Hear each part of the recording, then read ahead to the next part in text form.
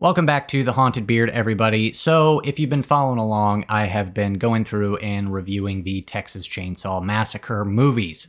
And I've got reviews up on my channel for the first two parts, but today I'm here to talk about Leatherface, aka Texas Chainsaw Massacre Part 3. And this was a first-time watch for me, and most likely will be my last watch, as I can really kind of summarize my overall feelings with this movie in one word, and that is dull.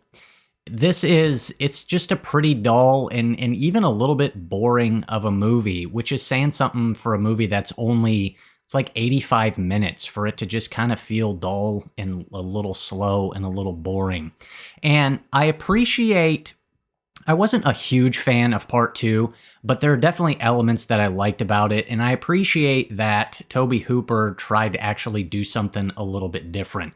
It tried to at least set itself apart from the original movie. But with Leatherface, while I appreciate they get back, at least in an attempt, to the more kind of serious, darker, scary tone, it's basically the same movie. Obviously, there's little differences, but more or less, this is basically the same movie as the original one. And so the franchise is kind of starting to feel repetitive at this point, and there are a handful of elements. There are a handful of just kind of story beats and things that happen in this movie that are nearly exactly the same as the original. And it's obviously nowhere near the original in terms of quality in any way, shape, or form. And the unfortunate thing with it being just kind of a dull movie is there's not really a whole lot to say about it overall. Pretty much my entire experience watching the movie was just kind of sitting there going like, yeah, okay, that was fine. That was all right. It doesn't do anything like egregiously awful, but it doesn't really do anything good. There's a couple scenes that I was like, all right, that was decent. That was all right. But it's just really this kind of flat level movie that is just kind of dull. Now, as I said, I don't really have a whole lot to say about this just because I don't really feel much one way or the other. And because I just don't really feel like there's a whole lot to say about this movie, but I don't want to shortchange you guys, otherwise this review would be like 3 minutes long. So I'll get into it a little bit, give you some more thoughts, we'll get into a little bit of a breakdown, go through some of the major events in the movie, and I'll just give you some more thoughts, so here we go. Now, the film gives us some scrolling text to open things up, much like the first two films, but here it like totally retcons and revises everything that we get from Texas Chainsaw 2. So here we learn that Sally actually died in 1977, which is not what part 2 told us. And then it tells us that Leatherface was sent to the gas chamber and was killed in 1991, only obviously it wasn't him because he's obviously still alive in this movie.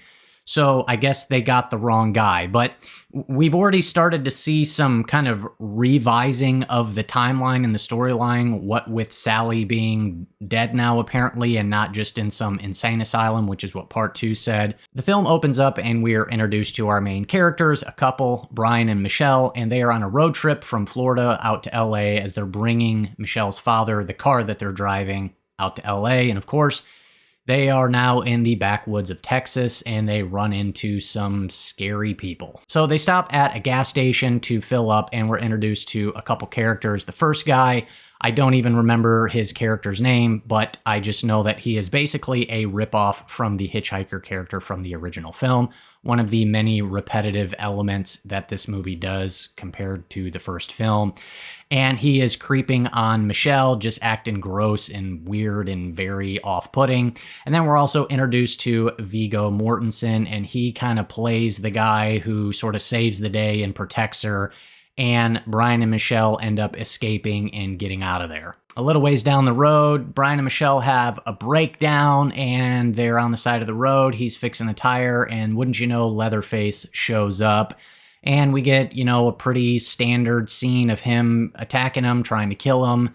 They get in the car, take off, and end up having this big crash. And the guy they crash into is Benny, who is one of the other main characters in the movie. And if it feels like I'm just kind of ripping through the events of this movie, it's because I am, because I just don't really have anything to say about it. it didn't make me feel one way or the other. I just kind of watching it was just like, all right, it's just very basic standard horror filmmaking. And there's just nothing really to say about it. You know, if you've seen more than 5 horror movies in your life, you have seen this movie. One of the things, though, that I will say I thought was kind of interesting was I was reading some of the behind the scenes trivia of the movie, and like they had to submit this movie a handful of times to the MPAA to avoid getting the X rating or NC-17, whatever it was back in 1990 when this came out. And they kept having to like re-edit it because it was just too extreme. And by today's standards, and I know this is typically always the case, you watch something that's however many years old and you're like, oh, that seems pretty tame, but it does seem pretty tame. But I was surprised because so many of the kills are cutaways. And like, yeah, you do get a little bit of blood and gore, but it just kind of cuts away and you don't really get any of the like, you know, over the top gnarly stuff. And so I was just kind of surprised by that. So now Leatherface and the family are out in the woods chasing after the couple and the guy Benny. And for the next however many minutes of screen time, it's basically just this kind of hunt, cat and mouse, chase him down, try to kill him sort of thing. Again, it's all just very kind of standard stuff. There's just nothing really here that sticks out and is really even worth mentioning. And then we get another element that is, I mean, basically a copy from the original where now you've got Michelle running through the woods trying to get away from Leatherface, and she comes upon a house, goes into the house seeking safety, and wouldn't you know, it's Leatherface's house, of course. And I guess I'll give the movie a little bit of credit here. There's a decent little scene where she first gets into the house and sees this young girl and goes to her and asks her for help, but it turns out the young girl is a part of the family and she's evil as well. Didn't see that coming, so I guess it's a decent little surprise. She ends up getting captured, and almost the rest of the movie takes place inside the house.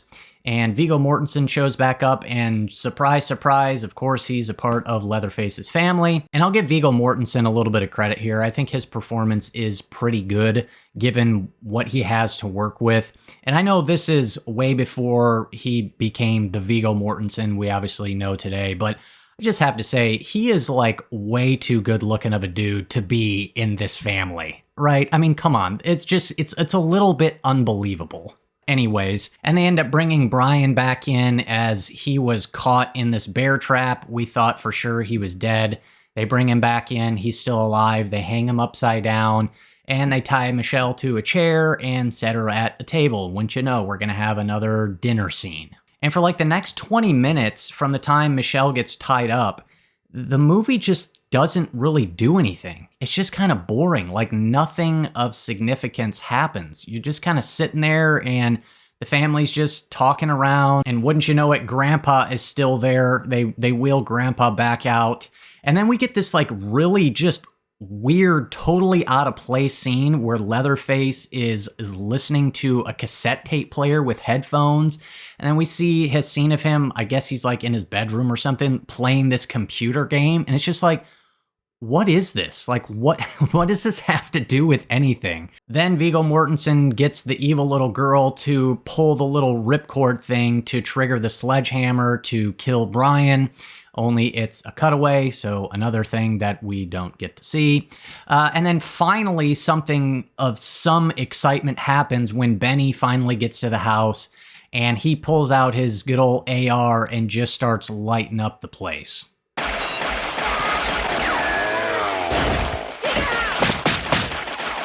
And then you get this decent kind of fun scene with Benny fighting Aragorn with this like metal soundtrack playing over the top. You know, it's all right. It's kind of fun, I guess. And then we get the climactic scene in the swamp where Benny and Michelle are fighting Leatherface. And Benny takes a chainsaw to the head, and we just assume that he is dead. And then Michelle knocks out Leatherface with a big old rock, and we assume he is dead. Only, of course, he's not. And then we get the final scene, the last like 2 minutes, in what is just the most unbelievable and silly ending, where Michelle is now walking back to civilization. It's the next morning, and Benny somehow survived a chainsaw to the head. he ends up getting the family truck and drives off and takes off after her and pulls up next to her to rescue her. And then out of nowhere, the gas station dude jumps up out of the bed of the truck and starts attacking him. And so I guess we're just supposed to believe that Benny never noticed that there was a guy in the truck bed the entire time. Anyways, Michelle ends up shooting this guy with a shotgun, killing him, and her and Benny take off down the road. And then we see the final shot of Leatherface walking back into the frame. And of course, he's still alive. So anyways, that is Leatherface, Texas Chainsaw Part 3. Hit me up down below. Would love to hear from you guys. What are your thoughts on Texas Chainsaw 3? So next up is going to be Texas Chainsaw The Next Generation, starring a young Matthew McConaughey and Renee Zellweger. This is also going to be a first-time watch for me, and I have not heard good things about this one, so yeah, I might be in for something interesting, to say the least. But anyways, yeah, that'll be up next. Thank you so much for watching. If you got something out of this video, do me a favor and do not click that subscribe button unless you want to be haunted by the beard.